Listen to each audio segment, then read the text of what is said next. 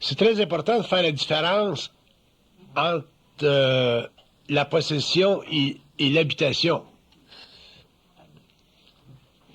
Quand je dis que l'homme est habité, je dis une chose. Quand je dis que l'homme est possédé, je dis une autre chose.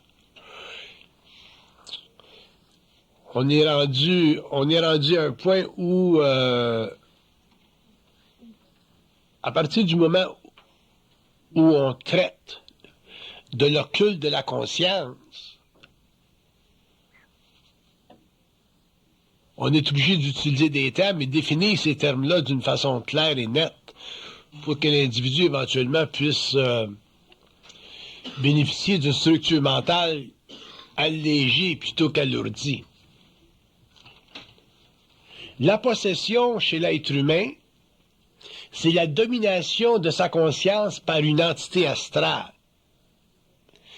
Quand je dis domination de sa conscience, je veux dire domination de sa conscience alors qu'il est inconscient ou alors qu'il est conscient de l'entité. Autrement dit, tu peux être possédé par une entité et ne pas être conscient de l'entité, ou tu peux être possédé par une entité et être conscient de l'entité. Autrement dit, conscient dans le sens que tu peux avoir un dialogue avec elle, tu peux l'entendre te parler, mais tu n'as pas la conscience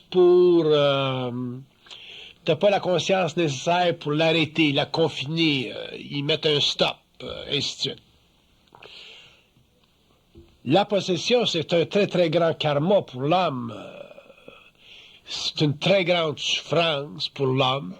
Ça mène souvent au suicide. D'ailleurs, le suicide, c'est de la possession in extremis. Un être humain ne se suicide pas par lui-même. Un ego ne peut pas se suicider par lui-même. Quand il se suicide, il a besoin d'un support, et ce support-là est d'origine astrale. Il ne vient pas des plans de la lumière, autrement dit, du plan mental. Dans la possession, l'ego est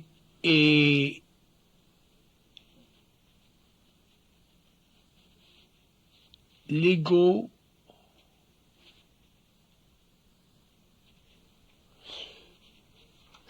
peut vivre l'horrification de son contact astral. Il peut être horrifié par son contact astral. Ou il peut être, dans une grande démesure, déstabilisé par ce contact astral-là, dans le sens d'en être totalement soumis, magnétisé. Alors que dans l'habitation, l'ego réalise simplement que sa conscience mentale est une voie télépathique à deux directions et que la pensée, en réalité, est fondée sur deux principes, le je qui structure le moi ou le tu qui aide le moi à communiquer avec les autres mondes.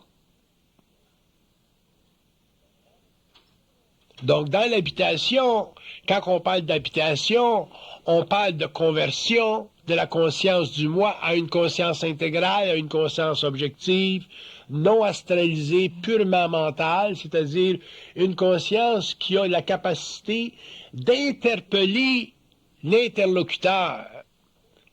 Autrement dit, si ça te parle, tu l'interpelles, tu peux faire comme l'avocat qui traite avec quelqu'un derrière la barrière.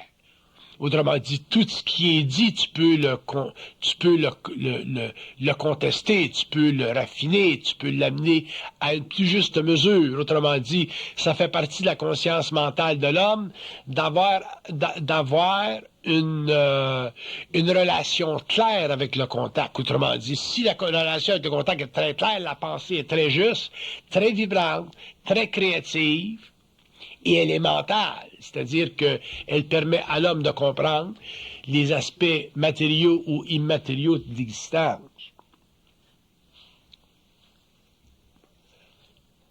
Dans la possession, l'homme n'a aucune lumière. Dans l'habitation, l'homme a accès à la pleine luminosité de sa conscience.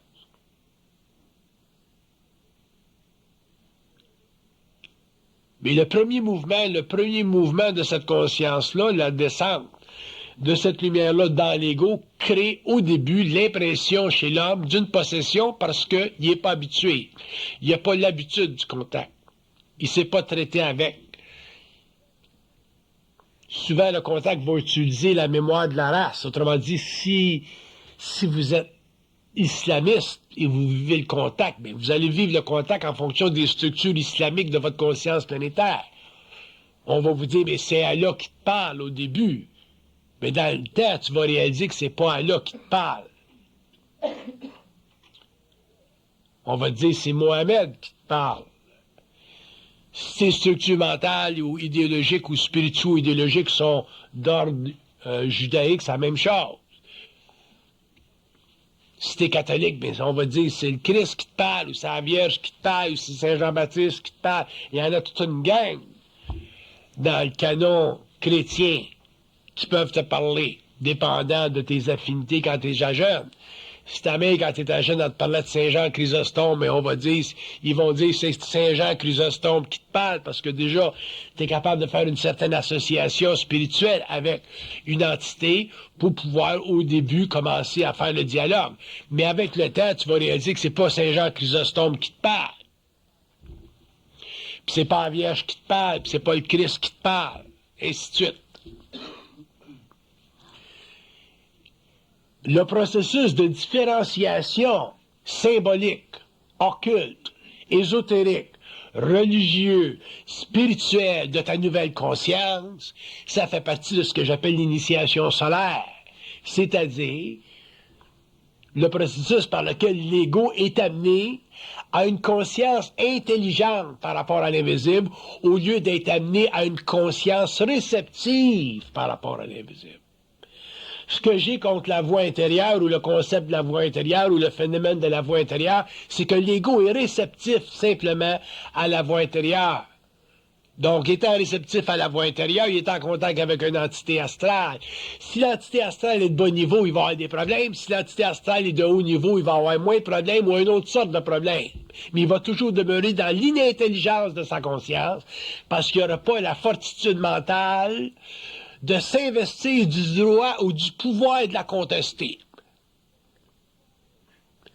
Le pouvoir de contestation de l'entité chez l'homme est fondamental à son droit de résurrection psychologique. Sinon, vous ne vivrez jamais de résurrection psychologique. Vous n'en arriverez jamais à établir l'ordre sans équivoque d'égalité entre vous et l'entité. L'entité sera toujours supérieure. Si l'entité est supérieure, vous aurez une conscience spirituelle parce que vous n'aurez pas la force morale pour détruire sa fondation religieuse, sa fondation spirituelle, qui fait partie de la mémoire de votre race. Et si vous n'avez pas cette force intérieure-là, cette force morale-là, pour détruire le piédestal utilisé par l'entité pour convenir avec vous à travers une symbologie qui fait partie de votre religiosité, mais vous serez simplement victime d'une voix intérieure toute votre vie et vous serez ce qu'on appelle des gens réellement gaga.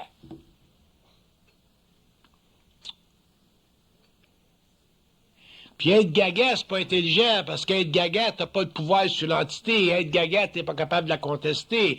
Être gaga, t'es pas capable de te mettre en vibration par rapport à une entité qui te parle. Si t'es pas capable de te mettre en vibration par rapport à une entité qui te parle, l'entité peut facilement te dominer et te faire croire ce qu'elle veut. C'est pour ça que dans l'initiation ou dans l'évolution de la conscience évolutionnaire, on a établi que l'homme ne doit pas croire.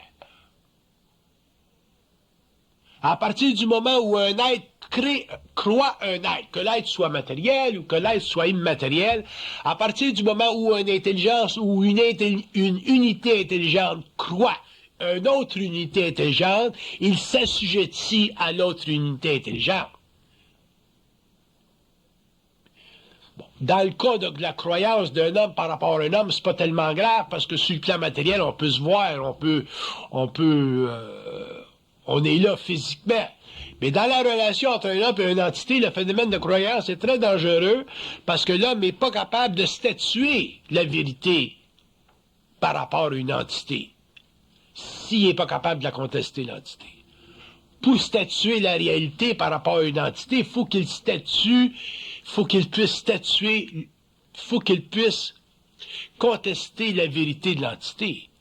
C'est pour ça que le concept de la vérité est très dangereux pendant l'évolution et qu'il a servi à construire les architectures du mental évolutif qui ont servi au cours de l'évolution des races, à minimiser la puissance de l'homme et à diminuer son caractère universel.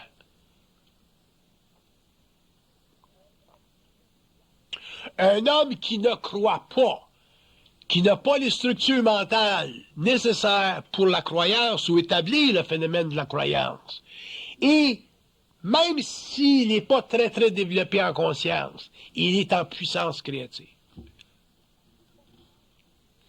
Parce que pas croire, ça veut dire se mettre en position d'autorité. Alors que croire, c'est définir sa relation par rapport à une autre intelligence qui automatiquement va devenir notre autorité. Ça a été le péché de l'involution.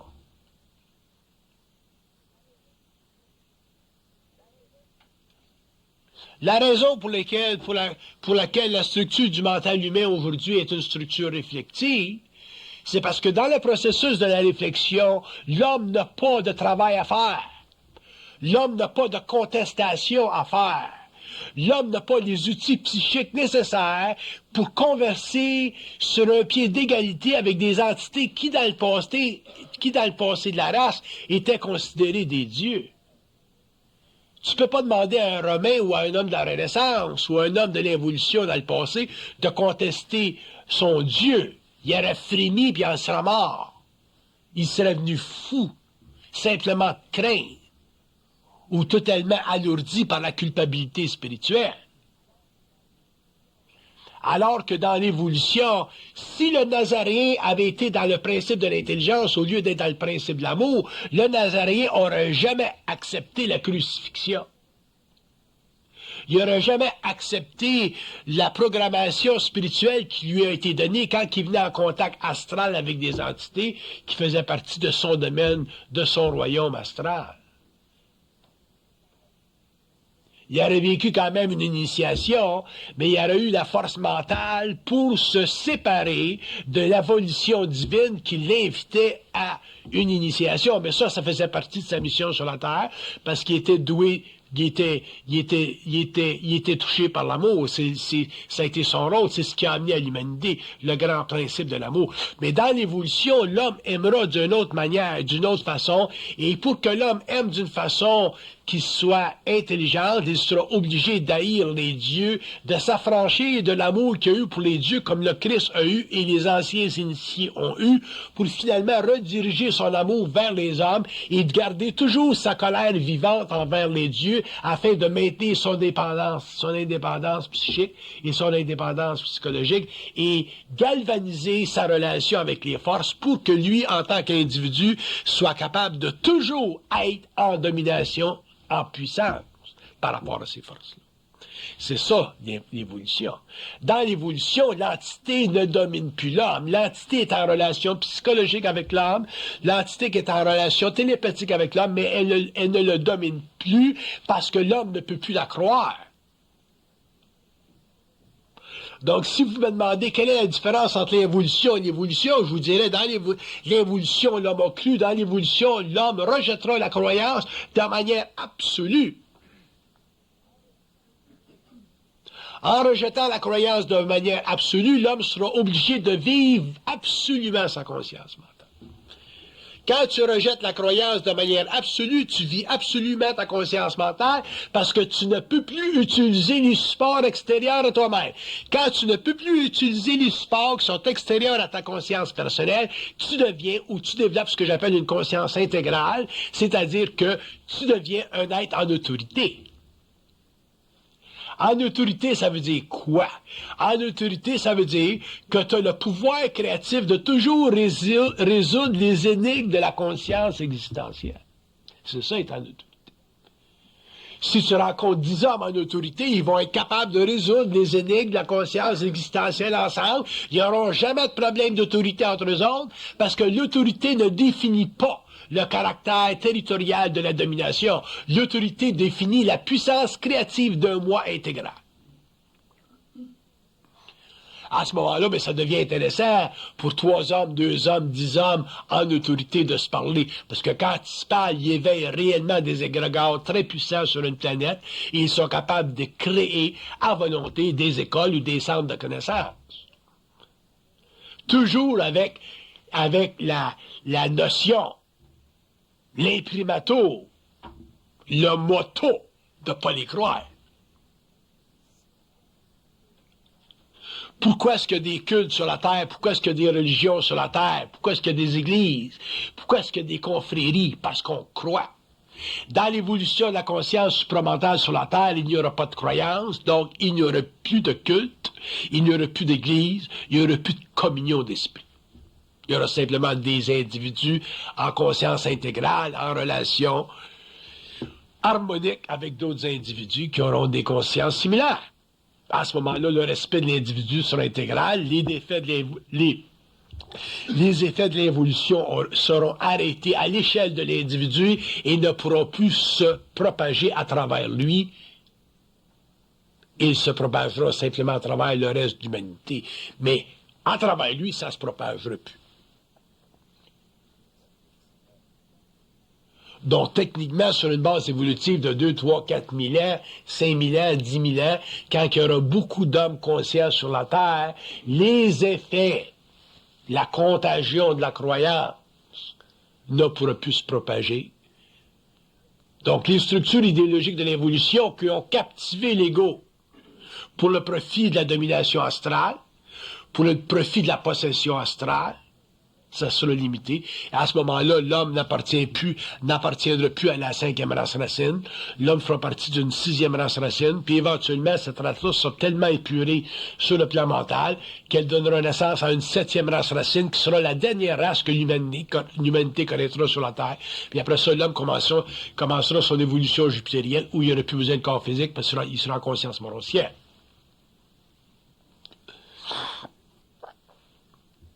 Mais pour venir à nos oignons, là, à nos choses plus proches de nous autres, c'est très important de comprendre, de saisir la différence entre la possession et l'habitation. Que l'homme soit habité, pas de problème. Que l'homme soit possédé, c'est très grave.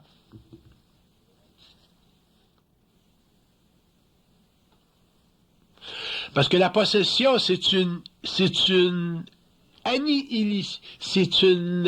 annihilation de sa conscience créative. Alors que être habité, c'est le début de la conscience créative. Tu peux pas être en conscience créative puis pas être habité. Tu peux pas être en conscience créative puis pas être conscient qu'il y a quelqu'un de l'autre bord qui te parle dans une relation de tu.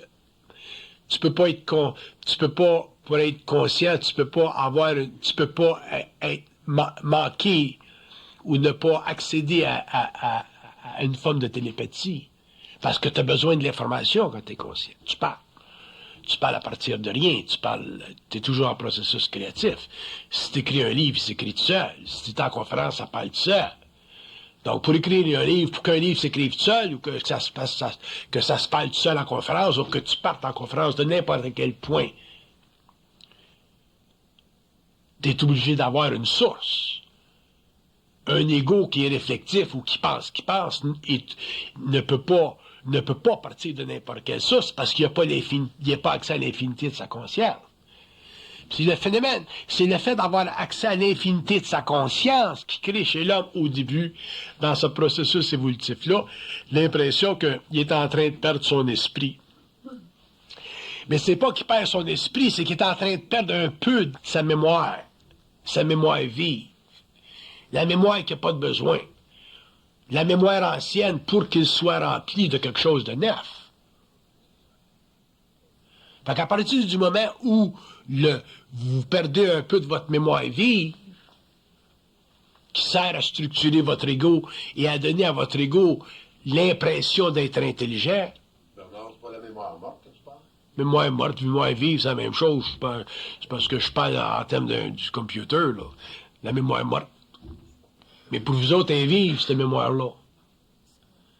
Puis quand vous la perdez, cette mémoire-là, à cause de l'influx d'une nouvelle vibration, à ce moment-là, l'ego, il se sent mal. L'ego pense que, surtout ceux qui vivent des grands chocs, comme moi j'ai vécu en 69, quand tu fais un déplacement mémoriel là, instantané comme ça, je te dis que t'es pas gros dans tes culottes. Fait qu'à ce moment-là, l'ego se pose des questions, l'ego a l'impression qu'il est en train de capoter, puis dans le fond, c'est pas qu'il capote, c'est qu'il est en train de perdre la mémoire. Autrement dit, il est en train de perdre la mémoire sur son disque dur pour qu'il se passe d'autres choses, pour qu'il rentre d'autres choses, pour qu'il ait accès à d'autres choses. Ce phénomène-là, ce déplacement-là, est naturel, et à ce moment-là, l'ego, si l'ego est avisé, ben, il va prendre une petite distance, il va pas s'en faire trop, il va pas trop s'énerver, qu'une perte de mémoire, c'est normal. Puis d'ailleurs, vous allez réaliser au cours des années que dans la mesure où vous avancez en conscience, il y a une perte de mémoire qui se fait. Vous perdrez jamais toute votre mémoire, mais vous allez en perdre, parce que c'est de la mémoire que vous n'avez pas de besoin, puis cette mémoire-là est remplacée par d'autres choses. Et on a toujours la perte de mémoire à la mesure qu'on a de besoin. Fait qu'ils ne vont pas vous enlever plus de mémoire qu'ils ont besoin de vous enlever. Ça dépend de votre plan de vie, ça dépend de ce que vous faites dans la vie. Si t'es un ingénieur, tu as besoin de la mémoire, ils vont te l'enlever avec un petit peu. Mais si t'es libre comme l'air, comme moi, ils peuvent tout te l'enlever, ta mémoire, parce que tu n'as pas de besoin. Parce que tu es toujours dans un processus créatif où la réflexion est inutile, parce que tu pars de n'importe où pour arriver à n'importe quoi. Mais l'homme qui est obligé de travailler en société, qui est obligé de travailler à l'intérieur de certaines structures, le médecin, l'architecte, le plombier, ainsi de suite, le fermier a besoin de certaines mémoires. Alors, il vous laisse cette mémoire-là. Fait que vous êtes protégé par votre propre moi, ces autres plans. Fait que vous n'avez pas vous inquiéter de ça. Mais que vous perdiez un petit peu de mémoire, c'est normal, puis c'est très bon d'ailleurs, parce qu'il y a beaucoup de mémoire que vous avez qui est inutile. Donc, saisir la différence entre la possession et l'habitation, c'est très nécessaire.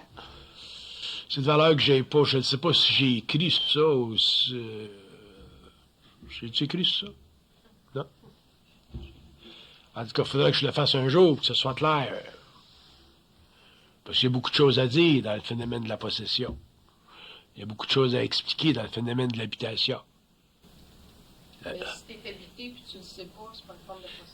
Quand tu es habité et tu ne le sais pas, à ce moment-là, c'est une forme de possession parce que tu n'es pas capable de contester la source. Il faut que tu puisses contester. Éventuellement, vous allez voir que l'homme conscient va devenir très contestataire. Parce qu'on apprend, on réalise qu'on se fait chier. Excusez en France quand je parle comme ça, là, parce que ça s'en va ces cassettes. Il faut que je le dise pareil, on se fait chier. Puis quand tu te fais chier, puis tu réalises qui c'est qui te fait chier, puis qui c'est qui t'entrave, puis qui c'est qui t'empêche, puis qui c'est qui te donne l'impression que tu vaux rien, puis qui c'est qui te donne l'impression que tu es paresseux. Autrement dit, toute cette astralisation, il faut que ça disparaisse. Fait que si t'es pas conscient de l'habitation à ce moment-là, tu peux vivre si ça va trop loin d'une certaine possession. Si tu es conscient de l'habitation jusqu'à un certain point, dans le sens que tu as une certaine intuition de la voix intérieure, mais à ce moment-là, tu es capable de dealer avec jusqu'à un certain point. Mais pour réellement dealer avec la pensée, puis ce que j'appelle le caractère ordurier de la pensée astrale, faut que vous soyez très conscient d'être habité. Il faut que tu saches qu'il y a quelqu'un d'autre bord qui te fait chier. Si tu ne sais pas qu'il y a quelqu'un de l'autre bord qui entrave ou qui travaille contre toi, pour des raisons évolutives si c'est sur le plan mental et pour des raisons involutives si c'est sur le plan astral, tu ne pourras jamais en arriver à établir un équilibre avec ces entités-là. Si tu n'établis pas d'équilibre entre ces entités-là, mais la fusion entre toi et eux autres ou l'unification des deux principes, du principe planétaire et du principe cosmique, elle se fera jamais dans ta vie. Parce que tu ne seras pas capable de faire la différence entre ce qui est réel et ce qui ne l'est pas. Puis ce qu'on appelle la conscience, ben, c'est une capacité instantanée, mais de faire la différence entre ce qui est réel dans ta tête et ce qui ne l'est pas réel dans ta tête.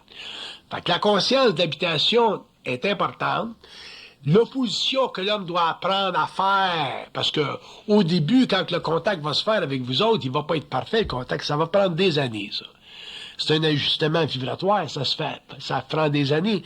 Fait qu'au début, le contact va pas être parfait avec vous autres, il y a un travail qui va se faire, l'entité, si c'est une entité mentale, si c'est un ajusteur de pensée, va travailler sur votre ego. Puis ça va, mais connaissant le principe les principes de la conscience évolutive, l'ego va commencer à s'éveiller beaucoup plus vite, puis l'ego va pouvoir commencer rapidement à contester ce qui est fait ce qui est dit dans sa tête. À ce moment-là, l'entité va s'ajuster, puis s'ajuster, puis s'ajuster, puis éventuellement, l'entité va être assez ajustée pour que sa relation avec l'ego cesse d'être verticale et qu'elle devienne horizontale. Quand la relation avec l'ego devient horizontale, il y a un équilibre entre l'ego et l'entité. L'entité n'a plus de pouvoir de domination sur l'ego. L'entité devient simplement une très grande source de lumière, et l'ego peut puiser dans cette lumière-là à volonté. Mais il faut que la relation soit horizontale. Et l'horizontalité de la relation est basée sur la transmutation des causes subtiles, mentales, émotionnelles, au cours de son expérience. Ça fait partie de la transmutation de sa souffrance, ça fait partie de la compréhension de ce qui se passe avec lui-même. Une fois que l'homme va avoir bien compris ce qui se passe avec lui-même, et la relation avec l'entité va être horizontale, dans le sens que le principe de domination qui a été exercé contre l'homme pendant l'évolution va être totalement annulé. Et à partir du moment où l'homme ne vit plus de domination à partir d'une entité mentale ou d'une entité astrale, pour ceux qui ont une entité astrale, à ce moment-là, on peut dire qu'il y a la paix dans l'esprit. Il y a la paix dans l'esprit. Il n'est pas heureux. Tu peux pas être heureux quand tu es conscient. Être heureux, ça, c'est être banalement existentiel. Chercher à être heureux, c'est une perte de temps. Vous ne saurez jamais être heureux. C'est comme le stock market. Ça monte, ça descend. Fait que je sais pas pourquoi le monde a parlé d'être heureux toute leur vie, puis les poètes en parlent, puis les psychologues en parlent, puis les curés en parlent, tu vas être heureux, mais que tu meurs, peut-être de l'autre bord. Heureux, c'est une déformation psychologique de la conscience. Ça n'existe pas être heureux. Mais l'homme peut être bien dans sa peau, l'homme peut être, avoir la paix d'esprit. Quand tu as la paix d'esprit, tu n'as pas besoin d'être heureux.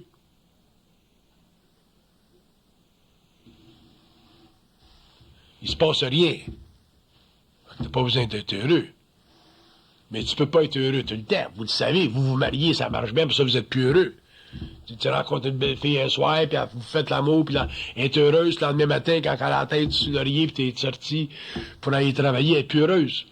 Elle se demande si tu vas revenir à soir. Elle se demande si tu l'aimes autant un matin que tu l'aimes hier. T'sais. Fait que c'est de la connerie, chercher à être heureux. Les poètes devraient tous être mis en prison. En prison psychologique. J'ai jamais vu des conneries comme ça. Pas on croit à ça, tu sais.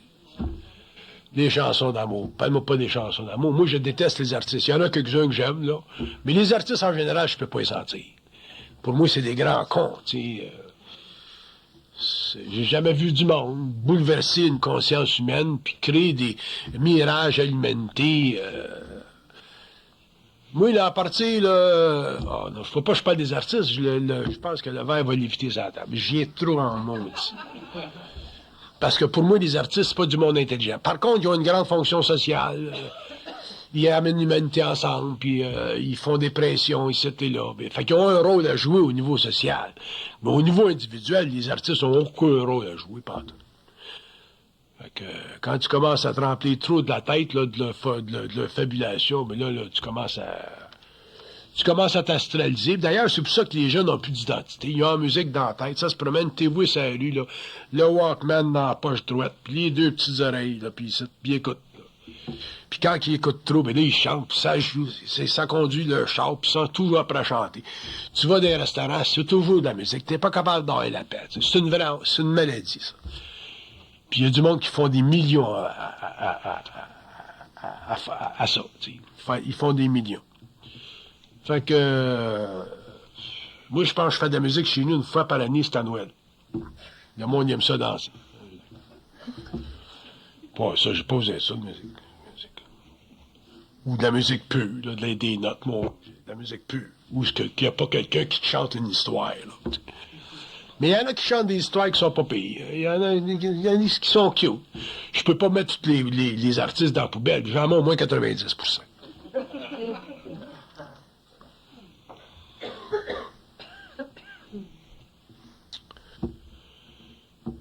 Mais il faut pas que je parle trop des artistes. Parler des artistes, pour moi, c'est comme parler des politiciens. Tu sais,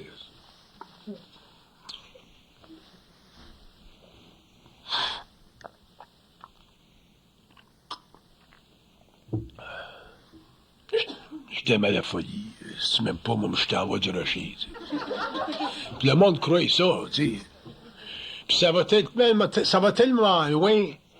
J'ai demandé à quelqu'un que je connais un soir, j'ai dit, moi, je t'amène souper. Une jeune femme. J'ai dit, je t'amène souper. Bon, on est allé manger, on a pris du verre, on a parlé. Puis j'ai essayé de maintenir une relation normale, là, pas dans Montréal initié, là, parce que sans ça, tu travailles tout le temps. Fait que... mais là, on était rendu à 2-3 heures du matin, puis on cherchait un autre restaurant quelque part à Montréal, puis c'était le dimanche, fait que il n'y a pas grand restaurant d'ouvert, c'est une ville morte, évidemment. Puis elle dit, on met ça à la musique? J'ai dit, je suis plate à ce point-là.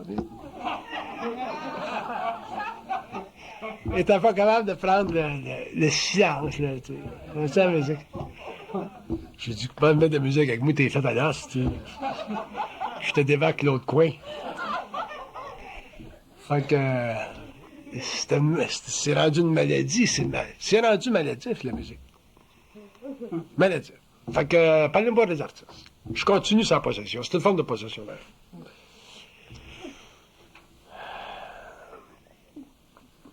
« 10% de toute la gang. 10%.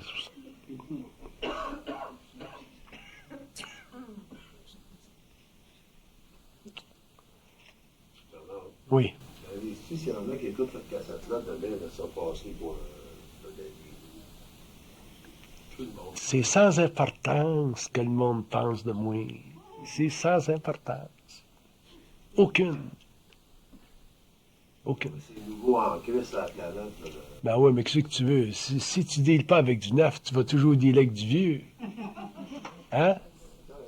Ah. Je dis pas de jeter vos musiques à la poubelle. Je dis pas de jeter vos Walkman. Je vous dis de prendre conscience qu'il y en a trop de musique. Ou si vous l'écoutez, écoutez-en de la musique qui est un petit peu plus relaxant pour votre esprit. T'sais. Les jeunes sont tous pommés là-dedans. Puis là, tu connectes la drogue avec ça. Il y en a un petit jeune à Saint-Adèle, là, ma femme, elle avait rencontré sa mère, elle dit, votre fils, elle dit, puis toujours la musique.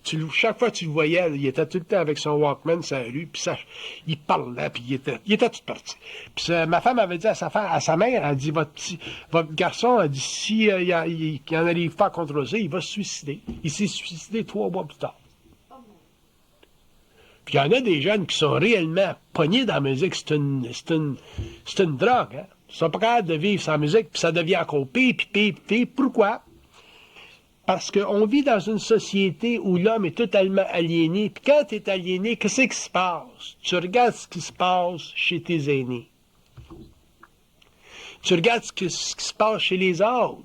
Les autres deviennent ton point de référence. Fait que si la musique is the thing, tu rentres là-dedans. C'est comme faire du ski, ça. C'est pas tout le monde qui peut faire du ski.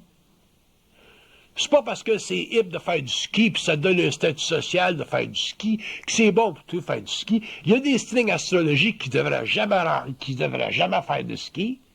Ils n'ont pas les corps pour, ils n'ont pas le corps physique pour, ils n'ont pas la plasticité pour, ils n'ont pas le système nerveux pour. Il y a du monde qui devrait jamais conduire d'automobile. Il y a du monde qui devrait jamais prendre de café.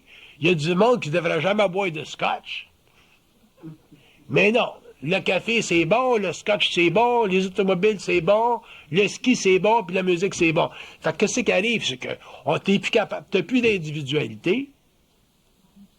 Puis après ça, on se demande pourquoi est-ce que nos corps, après 10, 15, 20, 30, 40 ans, nos corps fléchissent, nos organes se brisent. Fait qu'on n'a pas la sensibilité pour traiter avec la matière en fonction de notre intelligence parce que c'est socialement conditionné, cette affaire-là. Si t'as pas de Walkman, si t'as pas de musique, si t'as pas de disque chez vous, tu viens réellement de la planète Mars.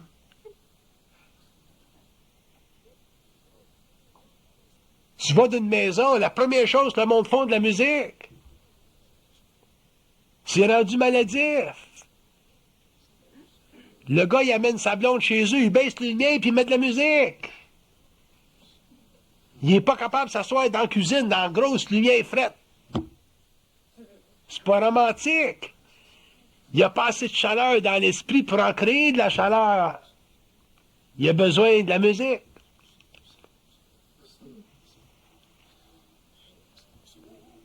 Fait qu'on se crée tellement d'illusions à tous les niveaux, puis on est tellement soutenu par ces illusions-là que nos vies éventuellement sont totalement aliénées.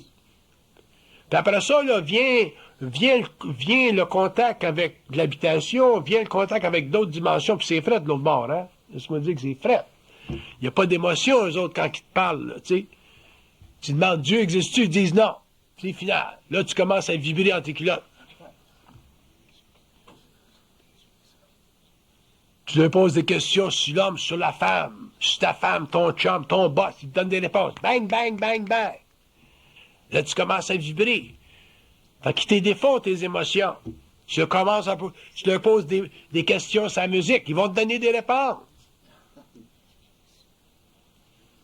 Fait que là, à ce moment-là, là, tu commences à voir qu'est-ce que c'est cesser d'être aliéné, commencer à rentrer dans ton identité. Puis c'est pour ça que dans un temps où on vit, dans un temps dans lequel on vit là, l'homme est aliéné à un point qu'il faut que ça aille pas mal bien dans le monde, que ça brasse pas trop, parce que si ça brasse trop, ça craque. Fait que c'est quoi la maladie du 21e siècle? Ça va être la maladie mentale. Le monde va craquer. Je disais, il y a 20 ans, que le monde se promènera dans les rues malades. On les a, là, les gens, ça se promène dans les rues malades. Le street people, c'est plein. Puis c'est plein tout partout, puis aller dans n'importe quel pays, il y en a. Pourquoi? Parce que le monde ne sont plus capables de le prendre. Ils n'ont plus d'identité. L'ego est fracturé. C'est très grave. Regardez ça, l'affaire de la musique. Écoutez-en de la musique, c'est le principe que je parle. Écoutez-en de la musique, faites-en de la musique. Mais si vous n'êtes pas capable de vivre sans musique, vous avez un problème d'identité. Ça, c'est définitif. Si vous prenez de la musique pour agrémenter vos vies, ça, c'est un autre phénomène. Puis si vous êtes trop dans l'écoute de la musique, qu'est-ce qu'il dit le gars? Qu'est-ce qu'il dit le chanteur de 16 ans? Qu'est-ce qu'un chanteur de 16 ans connaît de la vie? Comme la gang aux États qui dit, écoute pas tes parents, là. Il y en avait une sorte de groupe comme ça, là, qui était anti-parental, là. Écoute pas tes parents, puis fuck your parents, puis tout ça. Fait que, imagine-toi un petit gars de 15, 16, 17 ans qui écoute ça, puis qui n'a pas d'identité. Il se bloque ça dans les oreilles, puis qui écoute ça à la journée longue, puis qui arrive chez eux le soir. Qu'est-ce que tu penses? Il l'envoie chier sa mère? Il l'envoie chier son père? Puis on paye. Ces gens-là font des millions. Des fortunes. Sur le dos de qui? Sur le dos d'une masse totalement inconsciente. Je me rappelle de Bob Dylan, moi, dans les années 70, 69. Il était anti-establishment, le gars, il était contre tout. Puis aujourd'hui, quand il va faire une petite chanson, soit une petite chansonnette, là, des grandes chambres corporatives, il charge 350 000 piastres, puis il arrive en grosse limousine noire. Allez donc chier. Le monde se compte des histoires, puis ils croient à leurs histoires. Allez voir comment est-ce que ça vit les Beatles en Angleterre. Dans des palaces. C'est à compte ci, puis c'est à compte ça.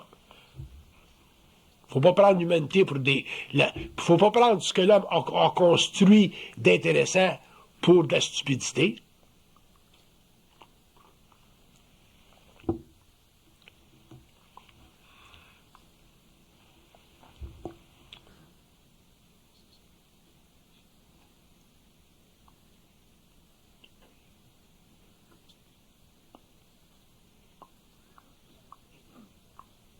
Il y a une grande dimension concernant ce qu'on appelle la musique. Je pourrais vous en parler pendant 3 semaines. Qui va à l'encontre du développement de la conscience humaine. C'est bon pour les masses. Là. Le reste, ce qui est bon pour l'individu, là, c'est bon pour l'individu. C'est agréable. Ça repose votre esprit. Mais il ne faut pas que ça devienne une drogue. Un placebo. Pas capable de vivre sans musique. Vous allez vous en rappeler quand vous allez ouvrir votre radio, cette conférence-là.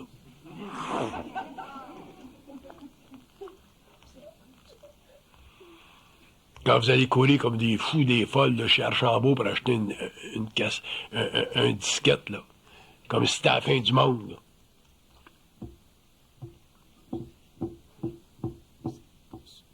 Je peux bien dans Christ tout le temps.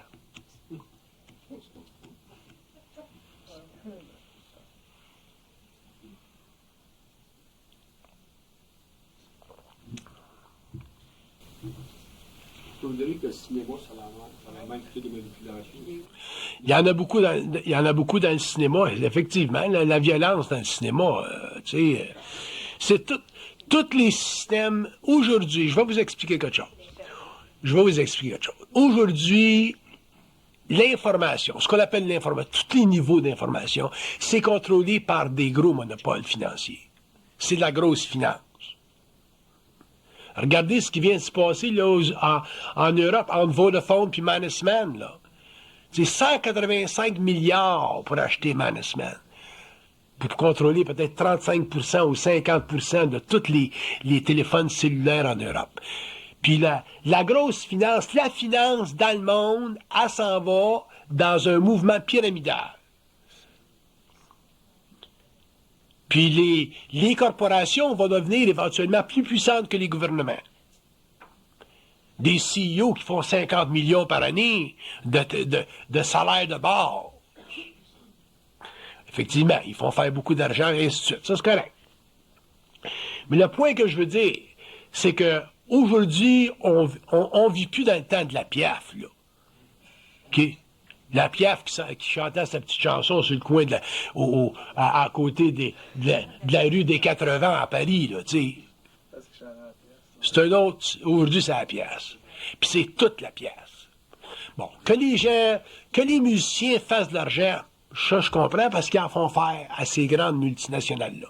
Fait qu'il y a une rétribution. C'est comme les gens qui font du sport. Il y a tellement d'argent qui rentre au forum, il faut qu'il en rentre dans ces gars-là. Ça, c'est normal. Ça, j'ai pas de problème avec ça. Le problème est dans l'inhabilité des masses de traiter avec cette information-là, de dealer avec ce phénomène-là. Puis c'est pour ça qu'en tant qu'individu, à partir du moment où l'homme s'individualise, qu'est-ce que vous allez réaliser? Vous allez sentir, vous allez réaliser que vous ne pouvez pas vivre votre vie comme vous la viviez avant. Elle va devenir plus plate, votre vie. J'en pense que tu étais très dur et tu as Charlie Scott. Pardon? Tu as parlé de ça. Ben, quand je parle de musique, je parle pas nécessairement de possession parce que je veux pas l'amener à un niveau psychique. La voix, non, j'entends la voix de la musique. Oui. Elle est traitée comme une possession où tout à l'heure, tu disais que tu peux être habité ou possédé. Et c'est la même chose avec la musique. Tu peux être habité par la musique, tu ne te permets pas d'en avoir un besoin. Tu ne peux pas vivre sans, mais tu peux être possédé parce que tu ne peux pas. Oui, mais je ne prendrais pas le mot possession pour la musique. Je dirais que c'est une dépendance. C'est une trop grande dépendance. Puis, effectivement. Je suis sûr qu'il y a des individus. Bon, ben à ce moment-là, c'est le facteur astral qui entre en jeu. Parce que tu peux avoir deux individus qui écoutent la même musique, puis il y en a un qui ne va pas être possédé astralement, puis l'autre va l'être simplement dépendant de la musique. L'argent est tout dans l'astral, le Super Bowl, le baseball. Tout. Bon, ben ça fait partie de notre civilisation, c'est un nouveau monde, puis ça va aller très loin, on n'a rien vu encore. Fait que le point n'est pas là. Le point est, c'est que l'individu, l'homme, quand l'homme commence à se conscientiser, il faut qu'il commence à voir clair. Puis comment est-ce qu'il va voir clair? Il va voir clair en réalisant que les forces sociales qui sont autour de lui, qui se deviennent de plus en plus grandes, de plus en plus financièrement puissantes, puis structurées, ces forces-là peuvent avoir un grand effet, sinon sur lui, sur sa famille. Si vous avez des enfants, vous pouvez avoir des enfants, vous, le problème de la musique, vous l'avez réglé. OK. Pour vous, personnellement, vous l'avez réglé. Mais votre petit gars, votre petite fille, ils l'ont pas réglé. Ils s'en vont à l'école, ils rencontrent des jeunes, ça écoute la même musique, parce que ça fait partie de l'identité. Vous vous rappelez, quand on était jeune, hein, on voulait savoir c'était quoi le dernier record d'Elvis Presley. Fait que quand tu avais le dernier record d'Elvis Presley, t'étais in. Ça n'a pas changé, parce qu'on n'avait pas d'identité à 17 ans. Mais fait que ça fait partie du développement de l'ego, ça. Tandis que rendu à 45 ans, le dernier record d'Elvis Presley, tu t'en crises comme dans l'an 40. Ben, à 17 ans, il est important. Bon. Fait que vos enfants, puis ça va très loin dans l'éducation, l'affaire de la musique, parce que vos enfants, si vous les amenez pas à reconnaître la dépendance musicale, ils n'en arriveront jamais à développer un sens d'esthétique au niveau musical. Autrement dit, ils ne seront pas capables de faire des choix, puis de s'en aller dans des domaines ou dans des domaines musicaux qui leur conviennent parfaitement parce que l'influence autour d'eux va être trop grande. Moi, je me rappelle, quand ma fille était jeune, je ne pouvais pas l'empêcher d'écouter la musique parce que ça faisait partie du milieu social. De l'autre côté, j'ai fait prendre des cours de musique classique pour qu'elle puisse avoir les deux. Puis raffiner son oreille avec des exigences un petit peu plus nuancées. Puis quand elle a grandi, puis qu'elle avait le goût d'aller dans la musique de sa jeunesse, de son temps, elle y allait, mais elle était capable de revenir dans sa musique à elle pour son calme personnel, puis sa relaxation personnelle, puis aller jouer sa musique sur son piano. Mais elle était capable d'aller dans des parties, puis sauter pour vivre sa vie sociale. Mais si vous n'êtes pas capable de faire ça, si vous n'êtes pas capable de passer de l'individualité à la sociabilité de votre conscience, parce que vous n'avez pas réglé le problème musical, vous n'avez pas réglé le problème d'identité, vous n'avez pas réglé le problème avec vos parents, vous n'avez pas réglé le problème avec vous-même, à ce moment-là, vous allez être un jeune qui n'a pas d'identité et qui se cherche. Puis c'est pour ça qu'au Québec, aujourd'hui, les jeunes se cherchent, puis ça se cherche, puis ils se cherchent, puis sont très malheureux. Pourquoi? Parce que on n'a pas pris notre responsabilité en tant que parents. Et pourquoi est-ce qu'on n'a pas pris notre responsabilité? Parce que nous-mêmes, en tant que parents, on n'avait pas d'identité.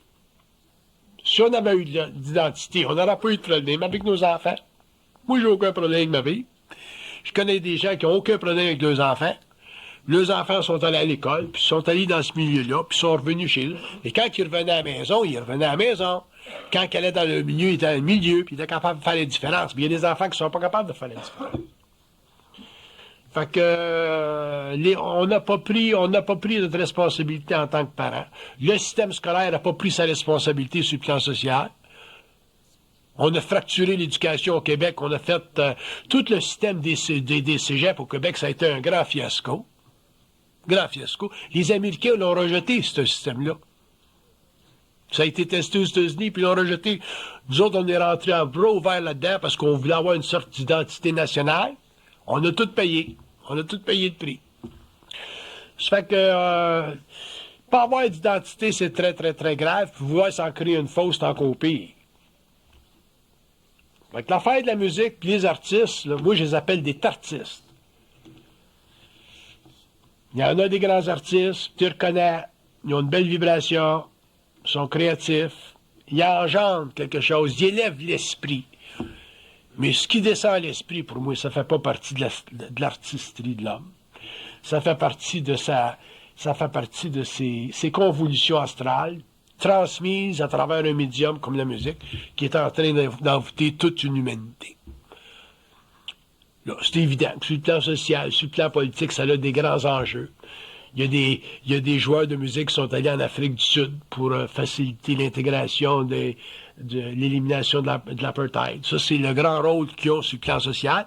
Puis c'est bon qu'ils le fassent parce qu'ils font tellement d'argent que s'ils ne le redonnaient pas à la société, ils seraient très mal vus. Puis d'un autre côté, ça les flatte sur le plan de l'ego. Et au moins, ils ont fait quelque chose de bon pour l'humanité. Parce que ce qu'ils font sur le plan musical, c'est pas toujours créatif. Fait que...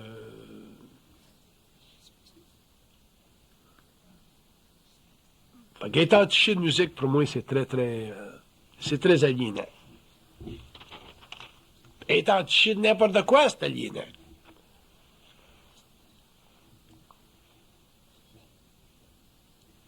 Un homme qui a une identité ne peut pas être entiché de.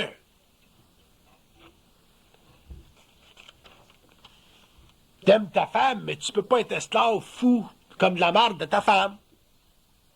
Parce que là, tu n'as plus d'identité. Ta femme, elle peut pas être folle de toi en être battu, puis aimer ça. Parce que là, elle n'a pas d'identité. Ben oui, ben je l'ai.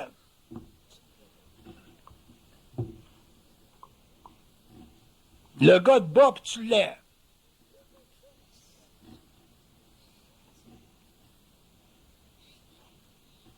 Pourquoi est-ce que tu le laisses pas? Ben, mes enfants.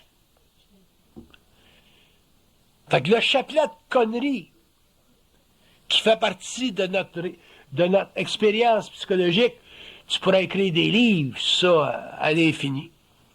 Puis d'ailleurs, c'est le rôle des films de le démontrer, ça.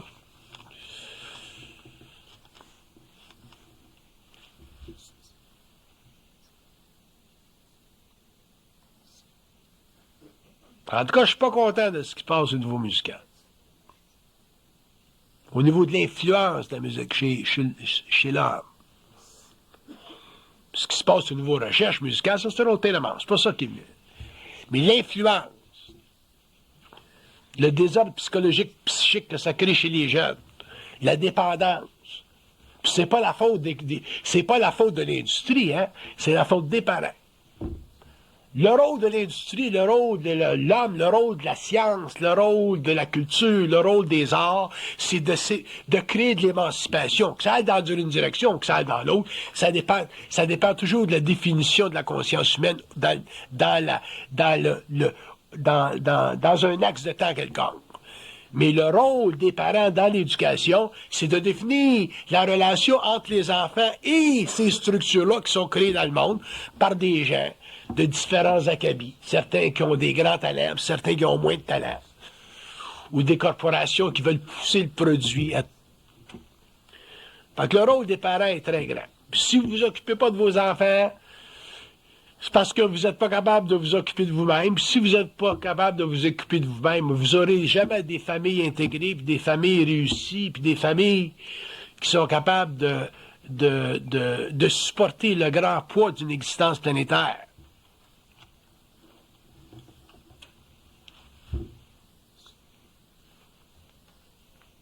Regardez-les l'affaire de la musique.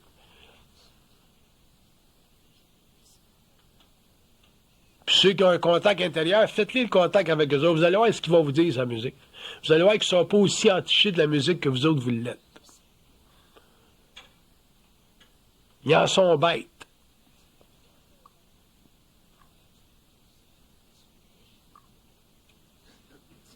L'homme a beaucoup de difficultés à vivre seul. La raison pour laquelle l'homme n'est pas capable de vivre seul, c'est parce qu'il ne réalise pas qu'il est habité. Si tu es habité, tu ne vis pas seul, tu es toujours à deux et tu es bien. Bye. Ça nous pas. Ça nous jamais. D'accord. D'accord. Ils ont toujours quelque chose à dire.